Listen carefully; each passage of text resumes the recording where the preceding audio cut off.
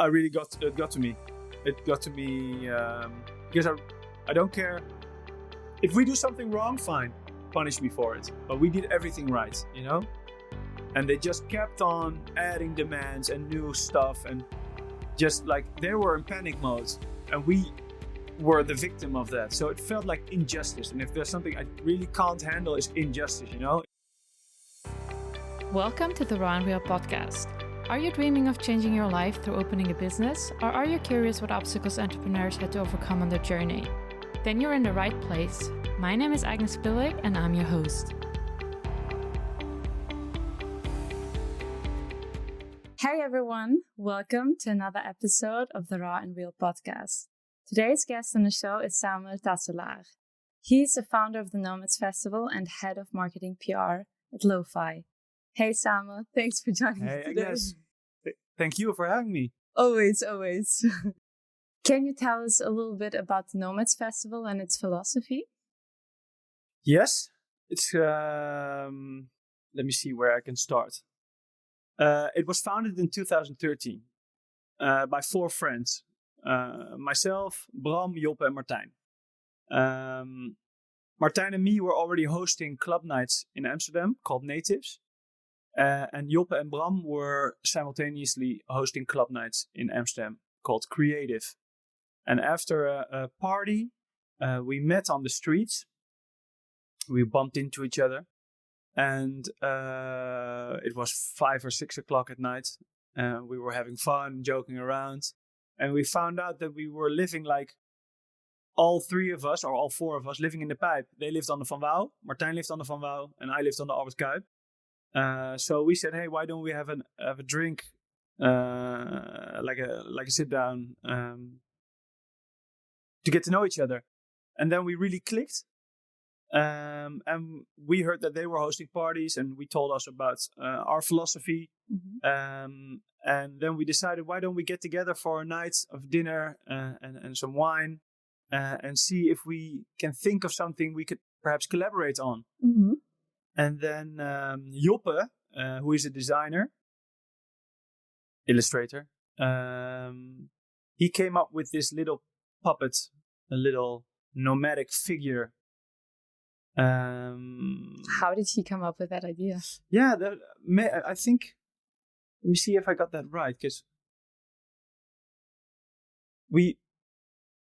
I don't know how, because we already had Natives, and maybe we thought of why don't we do something with Nomads? Like the Natives was also, the philosophy was based on booking local DJs, the natives of a city, mm-hmm. But the image, so the brand image was a Native American, but then a little figure. So he came up with a nomadic figure. And then I typed in on Google Nomads what the Wikipedia said about it. And then they said nomadic tribes. So a tribe travels from one oasis to the other, or from one field of grass where they go with their herd and with their tribe, and they settle down for a season. And then when the season gets worse, they travel on. We thought, like, wow, if we could, like, this is a really cool philosophy that we like form a tribe. And that every year we get together for an event in the oasis to celebrate music in a way. And then he came up, I think, but maybe probably makes more sense that it was the other way around. And then he came up with this figure, like this Tuareg nomad, but then Amsterdam style with a little John Lennon glasses and like cool colors and like a modern interpretation of a nomad. And then so we had the story and we had the figure, and then we had to get together the tribe, you know.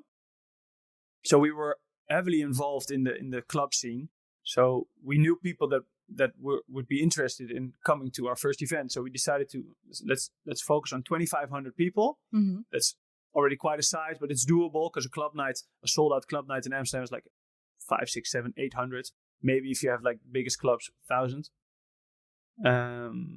So let's aim for 2,500. I'm sure we can get that together. And then from a marketing perspective, we thought, why don't we try to first assemble, if you see it like an onion, like the inner circle of cool people that love to join the festival, like early adapters, and if we ask them, they will join. And Facebook was really popular, like it is still, but then it was really popular also communicatively. So Joppe designed the puppets, so the Nomadic, let's call it the little nomad, to use as your profile picture. So what we would ask is, hey Agnes, we would love for you to join the festival. Would you like to do something for us in return? You're like, okay, what do I have to do? Next week, Wednesday at 12 o'clock, please change your profile picture for a day to this figure without saying anything about it. That's a cool idea. It worked really well. So I asked 50 people. Martijn asked 50 people. Joppe asked 50 people. Bram asked 50 people. 200 people. Some people said, no, I'm not going to do it. I have a job or whatever. I like my profile picture too much. But a lot of people, let's say 90% did it. So you were on Facebook. And if you were not part of that group, suddenly you were like, what the fuck is everybody changing his profile picture? What is this little puppet? What is this thing going on? Yeah, and nobody said anything about it. So people started like researching and like doing it themselves, like putting clothes on their thing and putting glasses on, like, oh look, I'm so cool now too, and like making a joke about it, like what are these people being mysterious? But in your, like, on the right side on Facebook, you see like all the people that are online, and then if I went online, I saw like 25 people with the Nomadic puppets. And then 1.5 or 2 weeks later, we launched the festival. And then people saw, that was where the figure was from. And then ticket sales were like, we have to be here, or we have to join this festival, was the reaction of the people. And then we were sold out within a second. So the philosophy is, from a story point of view, the tribe gets together to celebrate music once a year in the Oasis. The way they get there to the Oasis is by, we sell the tickets, and we say that the tickets have a certain symbolic meaning. So let's say 2 years ago, we sold stars. So follow the stars to find the Oasis. And sometimes we sold eagles. Get on the back of an eagle, let the eagle guide you. I don't know. So everything needs to fit in the storyline. Mm-hmm. I think it's, in that sense,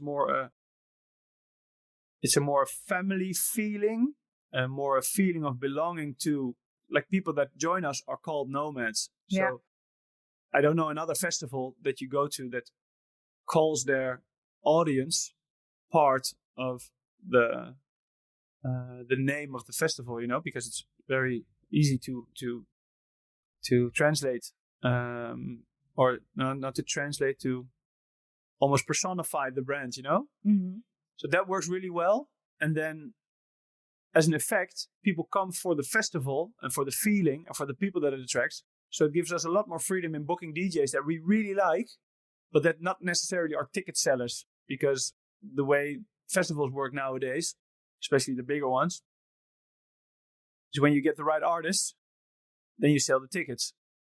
But we don't have either the amount of people or the commercial needs, because we all have our own job, and next to our own job, we do the festival. Yeah. Whereas for other festivals, they often do it. That's the only thing they do.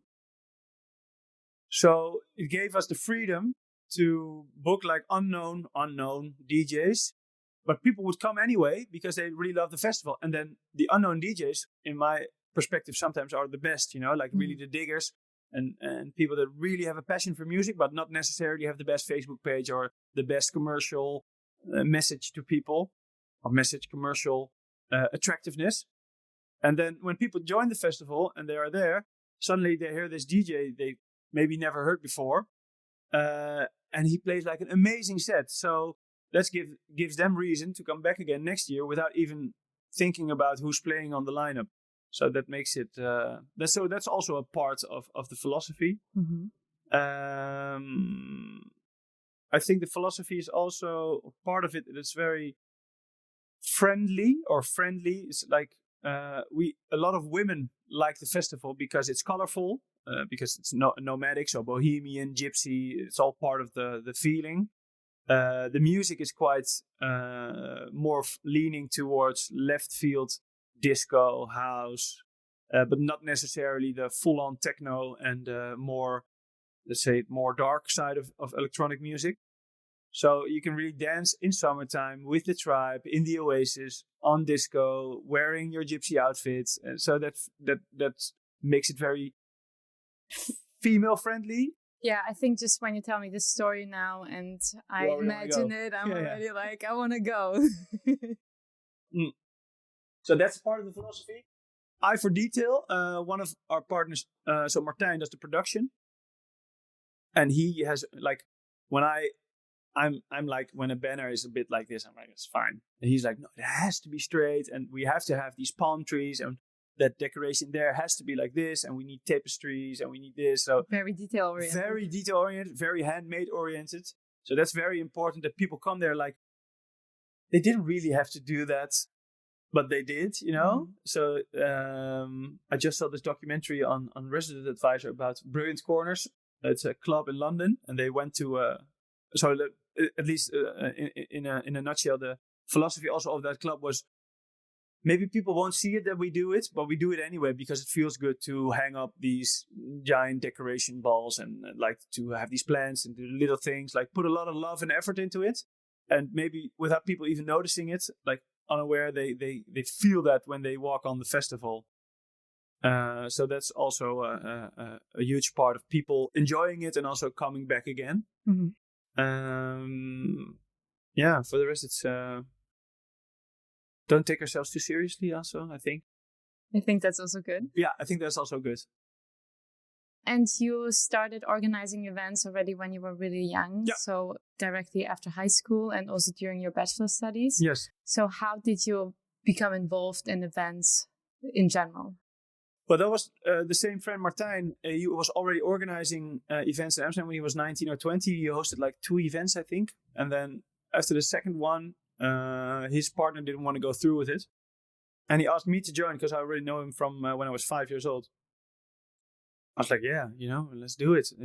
Because for me, the main part has always been music.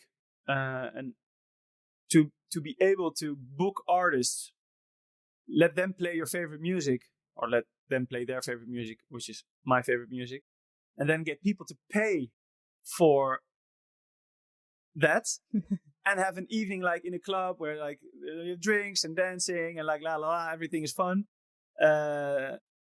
Immediately it hooked me. So he got me started, and then we started hosting our own club nights in Amsterdam, which was really like 250 people, small, all friends, booking friends. But it just felt really cool also to be able to bring people together and to make money out of playing music and dancing to it. But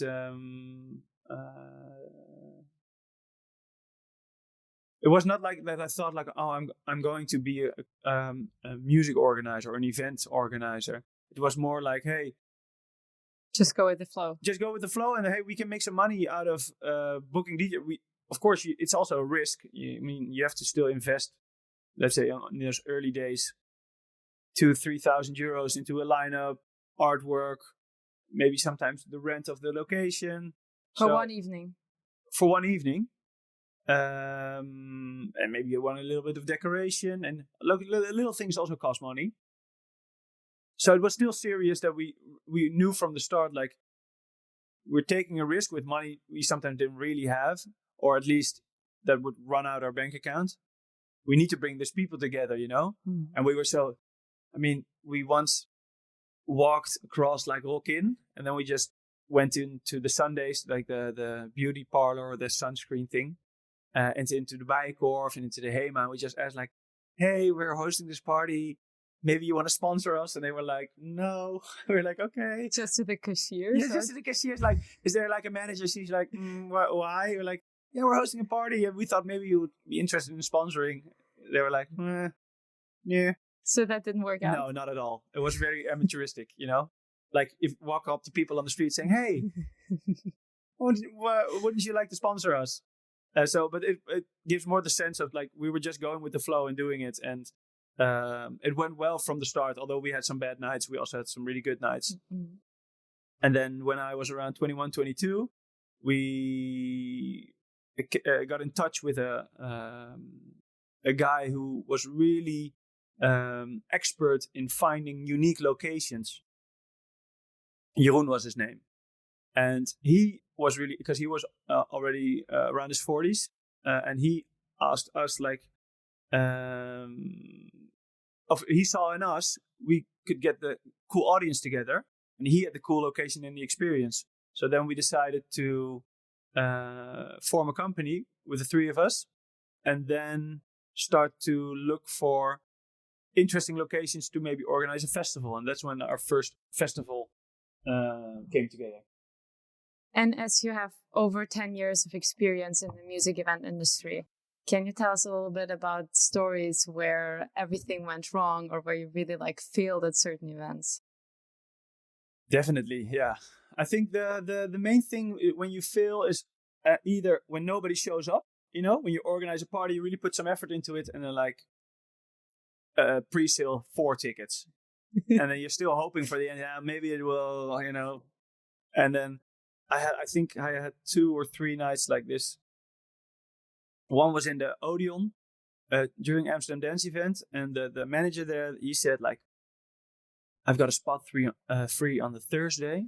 Just ran out last year, 1,200 people, great party. Should really get into this. And we already were hosting the Saturday during Amsterdam Dance Event there. So 2 days, we were like, okay, fuck it, let's do it. And as time went on, we found out like that the year before that, the Thursday wasn't really going anywhere because it was the only 200 people showed up or something. So it felt a bit like he was giving us like, here's a present, and it was not a present. It was just a really like his problem that he needed to get out, and he gave it to us. And then we hosted the event there, and we booked the guy Stimming in Der Dritte Raum. Stimming was just nominated or got the award for best DJ underground in Ibiza or something. Mm-hmm. But it was not really necessarily a DJ I really knew well, but it was more like he's available because it was ADE. We had 3 weeks, and it was like, okay, go. And Stimming were like these really badass Germans with the sickest technical rider that I've ever seen. Like they had like I don't even know what it was, like a machine of this size, even bigger. And we also booked them because everybody said, oh, those guys are great. And I think, let's say, at a certain point, 12 o'clock, 1 o'clock, 15 people inside, like a huge space, 500 to 750 people could join there. And then you're standing there like, and friends come in like, hey, where's everybody? Like, I don't know. I hope they're still coming. And then you're like standing, looking outside and hoping that, and then you see a flock of tourists, and then they stop in front of the door. You're like, yeah, and then like, walking on. So that at a certain point, I was just like drinking my bad feelings away with tequila, and I felt really bad because it's there's nothing so embarrassing. It's the same as hosting your birthday, and you invite 100 people, and 3 people show up, and your mother at a certain point asks like, it's okay, you're like, no, it's not okay. You're like, yeah. So that's also what happens when you organize an event and you put money, sweat, time, love, and effort into it. Although that party was a bit of a last minute thing, but still, then you really feel very vulnerable and embarrassed. So that's when not everything went wrong, but like I said before, if you're not really feeling what you're doing, like if you're hosting an event, you're like not really feeling it, you're probably not really gonna get it, what you want. So just go with the gut feeling as well? Go with the gut feeling, and make sure that you're proud of something that you organize, and that you think like, okay, this is something that I really stand for. This has my DNA in it, whether it's about the artist, the artwork, or the time and effort you put into gathering people. Like, are you really calling your mates saying, hey man, I would really love for you to show up. I'll make sure there are some drinks. I'm doing this thing. I think you really like it. Instead of like, let's book just 2-3 DJs that I heard about that are good. Let's make some artwork, just put it on in that time, party vlog, and pass out some flyers, and then things will be well. No, it doesn't work like that. Because if you're like, would I go to this party? And you're like, nah, probably not. Then probably not. Probably other people are also thinking the same thing, that they're not willing to join the party. Yeah, and the first festival, the Gravental. I mean, we were 22 at the time. If I think back now on what I know now and what I didn't know back then, it's a miracle that we even organized it. But the Gravental was a festival for 1,500 people on an 18th century monastery in Goch, Germany. Sounds far, but it was only 1.5 hours drive from Amsterdam. From Amsterdam. Yeah, Mm-hmm. that's what the location that Jeroen found. He knew the owner. So you just chose the location because he knew the owner? Yeah. So he knew the owner, and the guy was like, okay, what do you want to do? We were like, yeah, we want to host like a day thing for friends, like get together, music. He was like, okay, fine. And then things went on. It was a professional festival for 2 days. So whether it was so getting the people together was again really we had some great marketing. We had like you could only buy tickets when you had special ticket codes. So we would pass out these codes to a group of ambassadors, you could say. Mm-hmm. It's like, Agnes, we think you're really cool. So kind of influencers? Well, more like, you could say. But then influencers we all knew personally. Yeah. And people that could get people together. Mm-hmm. And we were like, okay, you know what? Here you have 10 codes. 5 for girls, 5 for boys. Give them to the friends. And we made the tickets quite cheap. Let's say 27.50 or 30 euros for a 2-day festival is nothing. So you were actually promoting that feeling also of exclusivity and feeling special. 100%. And giving that person the feeling. Also, it was true. But saying to that person, like, hey, we really dig you. Mm-hmm. And we think you can find the right people for this festival. And we trust you with this important task, which was really true. And gave the person that received that codes also a feeling of like, oh, I'm part of something mysterious and underground and exclusive. So it surprised me how much work and effort people put into that spreading of those tickets. Like Willy Wonka golden tickets, it really felt like that. And the key thing, what happened was after those 10 tickets ran out, so let's say you got a free ticket because you made sure that 10 people bought tickets and you brought a group together. But your 11th friend, let's call her Isabel, she was like, hey, Agnes, I really want to join the party. And you were like, I'm sorry, the tickets ran out. There are no more tickets. You can't buy them online. And that's when the magic happens, because then you've got supply, demand. A lot of demand. Yeah, exactly. So people started emailing us saying, hey, I'm Isabel. All my friends are going. I need a ticket. Can you pass? We're like, hey, Isabel, sure. Here you got 10 tickets, but then make sure you get this. And they were like, oh my God, thank you so much. So that went like, that went rolling like a snowball, I want to say, but it went really fast. Mm-hmm. So it spread like fire. But as time went on, we found out that the 18th century monastery was really prepared for a Sunday old people eating apple pie with that was their level, It was an abandoned monastery. Nobody came there. The only people visiting it for making pictures like, oh, look at this great hallway from the 18th century. That monk blah, blah, blah, blah lived here. Like, okay, nobody cares. Yeah, people do care, but more like, okay, that was their vibe. And our vibe was 1,500 ravers from Amsterdam who needed to pee, who needed to eat, who needed to drink, who needed to whatever. So a lot of things were like a mismatch regarding like, you do have a permit, right, for 1,500 people? Yeah, no. Yeah, there was a bit of a... And we were like, okay, we want tom kha kai for lunch. And we were like, strawberries for breakfast. Is that doable? He was like, yeah, kein problem. All the guys said all year long was kein problem. In the end, he had some buns with cheese and some like instant noodles. It was a disaster, But that was his way of thinking. So the caterer of the monastery was like, it's great food. We're like, no, we're from Amsterdam, We want this kind of food. And also at a certain point, the cups ran out for the beer. So the guy had to gather them from the ground, rinse them in dirty water, sell them back again for $3.50. And the people were like, what is this? And also the guy said, okay, I'm going to take care of the food. No food is allowed. So we posted on internet, food will be taken care of, no food is allowed. Of course, everybody brought food, so we had to search bags, get out the food, throw it in the dumpster, no food is allowed. Then at a certain point at night, people were like, can I order some food? No, the food ran out. They were like, but I had food, it's in the dumpster. Like, I don't know, I don't know. I don't know what to do. So at a certain point, we were like, you know what, fuck it.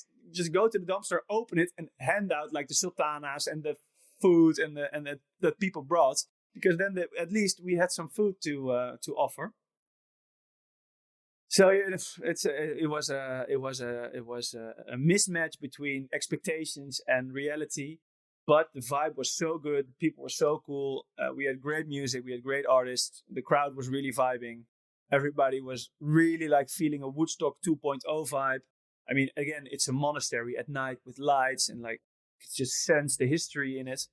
And we had this like abandoned hallway, the Kreuzgang, where the monks used to walk, and we had like this really cool, really tiny dots of lasers and lights, which went all around the hallway. So when you walked in there, it was like you entered like a sci-fi Twilight Zone movie, which was really, so, you know, the overall vibe was a 10.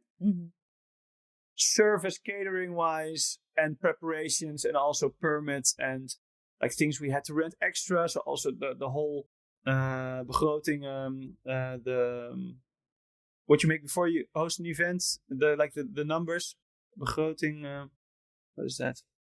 I can look it up. Yeah. Let's say the figures didn't match what we thought of when we sold the tickets, and we made like the expectations of revenue and loss were way different from reality when we hosted the festival. Extra cost, extra toilets, less revenue, less people that could join because of the permit, So also financially, it was way different. It worked out way different than we hoped. But still, we fucking organized the festival for 2 days in Germany for 1,500 people when I was 22. So I was like.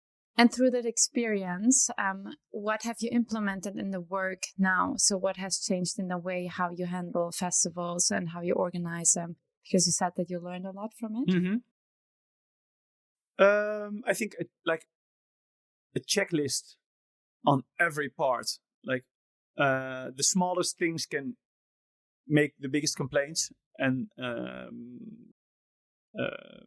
to really think out detailedly, do we have everything we need and do we have everything we promised? That got way better. So writing things up, making a huge checklist, and then before the festival, okay, is this like financially, is this check? Production wise, did we arrange those girls at the ticket scanning? Do we have their numbers? Do we have like an unforeseen percentage of the total amount of cost, just so we can have a little bit of setback if needed without losing everything we build up? I think having things on paper. Yeah. So making sure that if you have a supplier which promises certain things, that you have it written out in a contract and that he has his name put underneath it. So just you can say, sorry, hey, dude, this is what you promised. You're not delivering. What are we going to do about it? Not that I have needed to do that over the years, but it's more like people can say a lot at the meeting table. So first of all, write that down, what they said, then put it in a document, and then give it back to them and say, hey, this is what we spoke about. Do you agree? Yes, let's put it in, or let's agree on that officially then, and make sure that it's arranged. I think you become less naive. Things will work out. That's what you think when you're 22, but sometimes things don't work out. So you have to keep that in mind when you especially when you organize a festival for 10,000 people. Like, you have to be really sharp on details, and on especially also if people are doing the things that they promised to do, also weekly or daily. Like, hey, dude, you promised to go to the bank today, or you promised to finish the artwork today. Did you do it? So I think that's also what I learned. Mm-hmm. So double checking, yeah, definitely. Also with yourself. So having a checklist and really doing it. I think the discipline is also something that you learn, that without putting an effort in, things will not be as well or turn out as well as you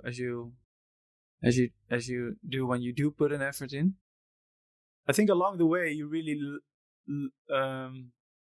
you learn by doing, but you also learn by remembering and making sure that things you did wrong last time you really otherwise you bump into the same troubles and problems every time, Mm-hmm. And in general, for someone who would be interested to dive into this industry, what do you think are the steps that someone needs to take in order to organize a festival successfully? Maybe you can also give us a little bit of timeline and what the common pitfalls are. Once a DJ said to me, I think it was Lauhaus, he said to me at a party, he said, it takes 5 years to successfully launch a brand. 5 years. And we were just starting out, I think 1.5 years. I always remember that. So remember that if that lesson is true to you, that it takes time. It takes time to spread your brand. It takes time to grow a brand. It takes time for people to get to know your brand. It takes time for you yourself to find out what your brand is about or your event. So take the time. Don't start at 5,000 people festival, but start at 250 in a tiny club with friends. And then, that's the path I took, at least.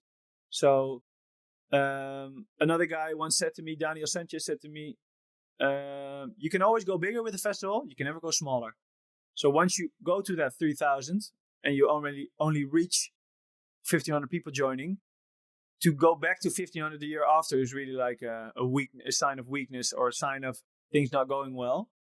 So why not sell out, be a success, and then take your time to grow? Mm-hmm. I think a passion for whatever you're hosting, let's say it's music. Be in the know of what is the latest release. Be in the know of the latest mix. Go to the clubs. Listen to the music. Be involved with music. Make sure that you not only have the DJs playing, but that you also know the tracks that they're playing. Look it up. Spend hours and hours on YouTube. That's at least where I think all the good house music is. But also like the dodgy websites. Read the blogs.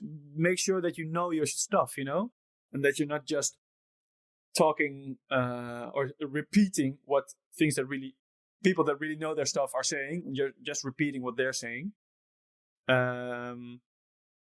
So that's a lesson, I think. Make sure your finances are in order. What are my costs, and what do I have to make to at least break even those costs, and then what do I need from there on to make a little bit of money myself? Don't be too eager don't be too how do you say that, greedy from the start. But just have a good, clear view on, hey, what does the rent of that car cost? What does the rent of that machine cost? If I need any people helping me out, can I offer them 100 euros for a day?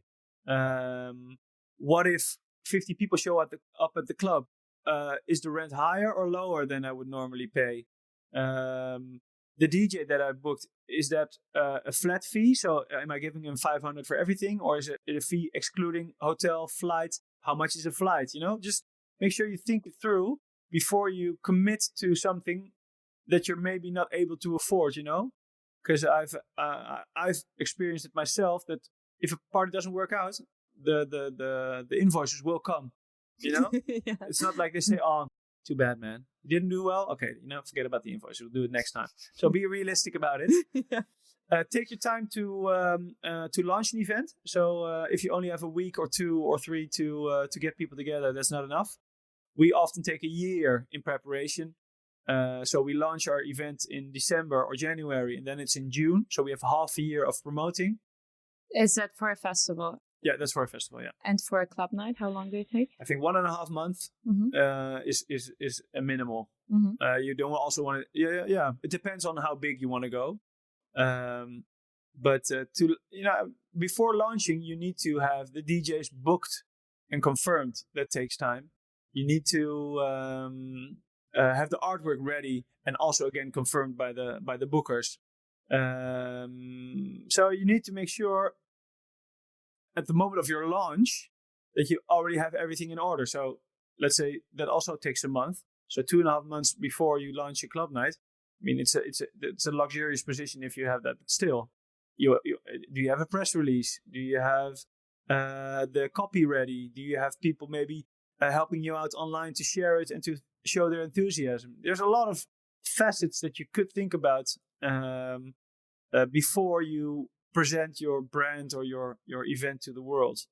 And the more it's a round story or a 360 story, the better people will understand where you're coming from, and the easier they will hopefully buy a ticket. So that's also a lesson that I learned. It's often that we launch the party, and then after we launch, we're like, oh shit, we didn't arrange this. Or people called us, hey, this DJ wasn't confirmed. Or hey, that artwork, I've never seen this. Why didn't you show this to me?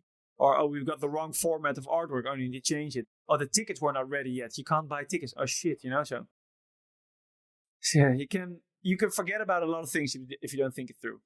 And how does it work with the permit? Yeah, for a club night, it doesn't matter because the club night has a permanent permit. But normally for an Amsterdam festival, before December ends of a year, you let the gemeente know that you want to organize something. So you say, I would like to organize an event end of June, so many people, this is the kind of music, blah, blah, blah, blah. They say, okay, noted. 30th of June, we'll reserve your spot at, let's say, Riekerhaven for Nomads Festival. Then, as the year... So if you don't do that, the deadline is December to at least say to the gemeente that you're doing it. Mm-hmm. Then, in the new year, you have to show how are you going to address this festival. So what is your plattegrond? So what is your... the maps. What's the map of the location? Where are your stages going to be? Where is your food truck going to be? Where is everything that you can think of? It's in the map. How are people getting there? And have you got signaling? And can they park there? Or are you going to create parking spaces? Are you going to create parking spaces for bikes? How are you going to spread it online? Do you have security? What security company is it? Do you have medical aid? What kind of medical aid company is it? Who's the contact person? Have you worked with them before? Is this your first festival? So you've got like a shitload of questions that you need to answer formally, and that you also need already to know the people that you're going to work with and want to work with. And that you have to present to the gemeente in a plan. Mm-hmm. They can either say, okay, you need to improve this. We don't agree with this, or have you thought this through, blah, blah, blah, and then you need to revise it, etc. At a certain point, you have an approved plan.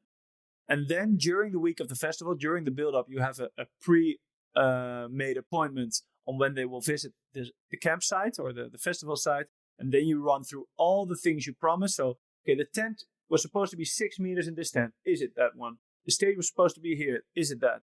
The sound was going to face that way. Is it facing that way? Where's the security? Where's the blah, blah, blah? So then they're going to double check if everything you promised is also there. What if that's not the case 1 week before the festival? Yeah, then you're fucked. Then you really have to arrange it, or they say we're going to cancel it. So this year we had a lot of issues with the gemeente. Municipality? Yes, the municipality. That's the word. Local authorities, I always say. But the gemeente is a better word. Yeah. People will see it, will look it up. Sometimes they can have crazy demands. So if the municipality, let's say local authorities, say, I think you need 10 people walking the streets around your festival, checking if people park their bikes right. And that's $37.50 an hour for one person. That person works 10 hours a day. So that's €375. You need 10 people. That's around €4,000. And we were like, just for people checking if the bikes. People, yeah, exactly. And people making sure that people park in the right space. Traffic counselors or traffic guiders. Okay. Yeah. And I think you need to make sure you have a private parking space arranged with a security there to make sure that if people arrive by car, they don't use the parking spaces in the neighborhood, but they use your parking space. because I think there will be 200 people coming by car. And we were like, but in the last years, we have like written it out here, like we had 10,000 people joining the festival. We didn't have a private parking space, and we had never had any complaints. No, we want you to do it. Yeah, but we can't find a private parking space, Yeah, just fix it. Yeah, okay, but we found one and they asked for 10,000 euros. Yeah, we don't care. So it's like, fix it. We don't care how you do it. Otherwise, the festival is out. And it goes on and on and on, So you always have less power in the negotiation process. No power. It's like I compared it to writing an exam. You have a German exam. So you write out the exam, and afterwards you hand it in. And the teacher said, sorry, the paper that you wrote it on is wrong. You have to do it again in half a year. Okay, you do it again. Oh, sorry, it needs to be in French. Here you go. So what are you going to say to the teacher, So people in power, whether it's police, people in authority, police, educational system, so teachers, people, medical system, mayors, whatever, and the municipality, so the local authorities, they just have the right to say whatever they think is necessary, and rightfully so. I mean, often they have also the needs and they need to be able to have power over your decisions, because they know what's right in safety, and they know what's right in mobility, and they know what's right. But sometimes they have crazy demands because they're stressed on getting critique or getting critical feedback by either people living in the city or whoever is involved in their working environment. And then you can just say crazy things, and you just need to do, yeah, we will take care of it. Whilst they don't realize at the same point that all the money that you're spending will come out of your pockets. And if the rule, let's say the private parking space, in the end, we arranged a private parking space. And no one uses it? Nobody used it. So here goes, let's say 5,000 euros. You burn it, They don't care, the gemeente. I mean, they never ask like, hey, how did that work out? Or so. A permit can be very frustrating if you're dealing with people that are in power and scared at the same time. Mm-hmm. Scared of doing the wrong thing, which I can imagine, because these days, as a person in power, if you do something wrong, online will explode, Yeah. This person did this and we should fire him and la la la. So if you're really scared to do something wrong, and at the same time you're in power over a creative entrepreneurial adventure or event, then the things get mixed, Mm-hmm. So we really found it very frustrating to have to say yes to certain things that we really didn't agree upon, which cost us a lot of money, which made it not fun. The fun goes out of the event if it becomes all about rules and registration, regulations and restrictions. And do you have some tips on how to manage that process best? Get somebody who knows their shit about permits, and get somebody who knows the people involved in that municipality. Because in Amsterdam, it's like you have New West, you have Oost, you have West, you have the city center. Every department has its own regulations and rules, and own set of people that are responsible. Yes, and that decide on what they should do or what you should do. So who are the people deciding on your fate? That's one. What are all the things they think is very important? What's the climate like, So are they really relaxed? Have they done this before? Is this the first time? This year for them, it was the first time hosting an event of such a size, which we did with Nomads. So find out what playing field you're stepping on before you start working on your permit. So who are you talking to? Make sure you have a transparent talk with them. And make sure that all the things that they really find important, which is often safety, music, so the noise complaints, overlast. Mm-hmm. Noise complaints from the neighborhood. Exactly. Those are all facets which the local authorities really have to think about. Mm-hmm. Make sure that you've got those basic stuff laid out, thought out, and covered. Because if you address it early and you have also written out like a formal list of demands from the local authorities, you have something to work on and to build on, also to look back on or to show them like, hey, this is what we discussed and promised you. This is how we're going to fix it. But now it was along the way we found out that the demands were much higher than we expected. Because for us, it was a new terrain. So also a new way of building, a new way of making sure people got there. So it was we found out too late how high the demands were. So we could and should have found out earlier. But also the guy who we work with is really experienced. He's done this for years, and he also said this was the first time I've experienced anything like this. And it got so far that on the Thursday, so you've sold, let's say, 8,000 tickets. You're there on Thursday on the campsite building your festival, and then they say, if you don't have the parking space, we're going to pull the plug. And that's such a nightmare to hear, because you see, like, I've got a daughter now, and I've got a wife, and I got a house, and I got a job, and all the other guys as well. All that is on the line, Yeah. Everything if we sell out. So if the festival is sold out, it's not that I'm going to be a millionaire, We just do it because we love it. And in the end, we'll have a sum of money as a financial reward, and like love and respect from friends and people visiting as a spiritual reward. It's not that like we're coming there to rake in the dough. Those other events maybe that are out there that do that. But then you feel so like, why are you doing this to me? Like, why are you not trusting me in organizing a good event? I've got 10 years of experience. There aren't people coming by car. We've arranged it. There's free parking in the area. We've posted it online. We've sent it through emails. Don't come by car. Come by public transport. Come by bike. And still they say, if you don't fix that freaking parking space, we're going to pull the plug on 8,000 people. So you lose everything, You lose your relation with your suppliers. You lose your house, maybe.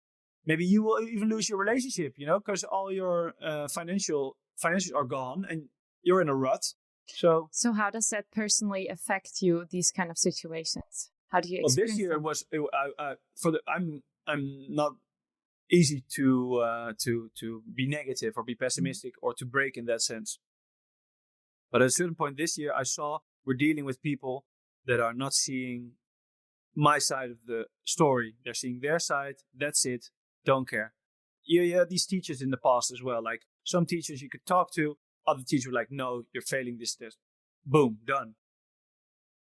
And the guy who owned the terrain is a friend of mine and also somebody I work with. At a certain point, he said to me very seriously, like, hey man, if we don't fix it, I feel this is really going badly. And when he said that, and I was responsible because I know him for handling that contact, And at a certain point, I was like,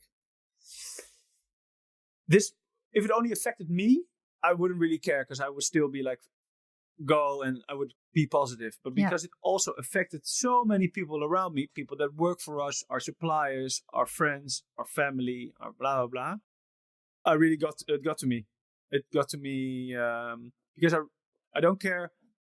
If we do something wrong, fine, punish me for it. But we did everything right, And they just kept on adding demands and new stuff. And just like they were in panic mode. And we were the victim of that. So it felt like injustice. And if there's something I really can't handle, is injustice, If you lose by people cheating, or if you lose by people like... that was something I couldn't handle. So all I could do was work on it and keep the fire burning in the sense of, we have to fix it. Let's see at the end of the line how we did, because if the festival doesn't go through, we're really fucked. And if we now spend, let's say, a couple of €1,000 on a parking spot, or on traffic support, or on whatever they throw at us, that's less than the entire loss. I exactly, guess. Yeah. But it's not a nice place to be. So also on the festival itself, because you spend so much money on regulations and restrictions, that it's going to be a financially bad year. But all the people on the festival are like, hey, Sam, woo, how are you doing, man? Everything is cool, like la, la, la. And of course, you feel the love and you feel the enthusiasm. But it felt like you already lost the battle whilst it's still going on. That felt stressed. And I slept badly on Friday and I slept badly on Saturday. It was all a bit like, it wasn't a good year this year. So it gets to you. And I think you should still be professional, and you should still be a host, and you should still be smiling, and you should smiling. Yeah, you should still be upbeat, But it got to me. Yeah. Are there certain things that you do to make it better than to get through that period? Yeah, talk to your family and talk to your relationship and talk to your friends and express your emotions. Don't make it too big of a deal. There are a lot of worse things in the world, Don't drink it away, or don't deal with your emotions unhealthy. There's also a tricky thing to have stress and then to find a certain de-stressor that's in the end even worse for you. Stay spiritual about it also, like in the long run. It's like my stepmother said, it's like a farmer, 1 year you have the best harvest. Another year you might not. But make sure you can look at yourself in the mirror and make sure that you've done what you could do about it.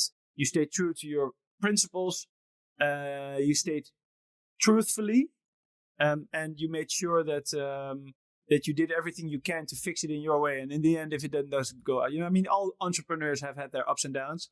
And we had a really amazing streak of 7 years, always sold out, always also financially rewarding, whilst doing it in our own passionate, nomadic way. And this year was different. So we handled it like adults. And that's something also my family said you can be proud of yourself. So that's... that you stay true to yourself and don't go, what I just did was like, the local authorities. Yeah. Of course, you sometimes in an interview like this or in a talk that you should do it, but don't dwell on it. No, don't dwell on it. It's bad. Don't let it. They can have your money. Don't let them also get your emotions, or your heart. Yeah. Go with it. Okay. And do you have like a last key takeaway that you would like to share that somehow helped you grow personally? Yeah, I think a key takeaway is to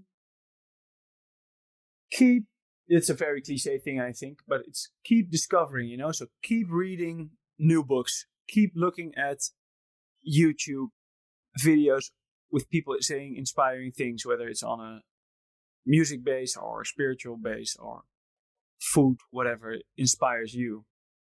So I think if you keep on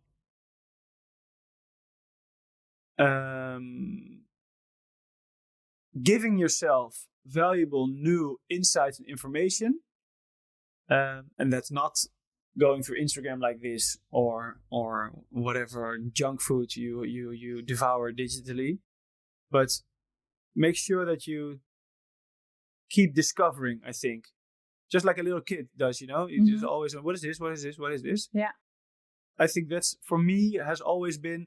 Like with music, I can, especially when I was a bit younger, I could go on YouTube, Spotify, SoundCloud, Mixcloud, like have all these things open and then just start. And then you have in a DJ set, you hear a track and the track is by an artist and you're going to check out the album of the artist and the album was released on a label and you check out the label and the label is owned by that guy and that guy has a DJ set and he played at that club and and then at a certain point and you find a track which started with a DJ set and like 5 hours later, and then it's like, wow, this is so cool. So like a complete chain. Exactly. And that can also happen with books. Like you hear a person speaking about a writer, and then you find out about that writer. He had a book, and in that book it mentions a name, and that name so yeah. Keep on discovering, and that's also how you find out your own DNA and how you shape your DNA with things you know.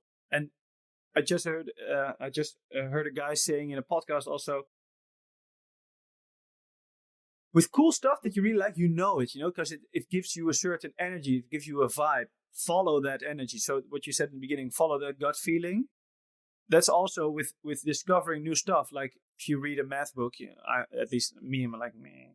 Some people really are like, oh my God, this is a cool formula. I get this. So then follow that path, I have that with music. Like if I hear a studio outtake by the Beatles are my favorite band. I hear John Lennon and Paul McCartney speaking about a track. I'm like, this is the coolest thing I've ever heard. Or Bob Dylan in an interview with the press, like saying cool stuff. I'm like, oh my God, this guy is so cool. Then you're on fire.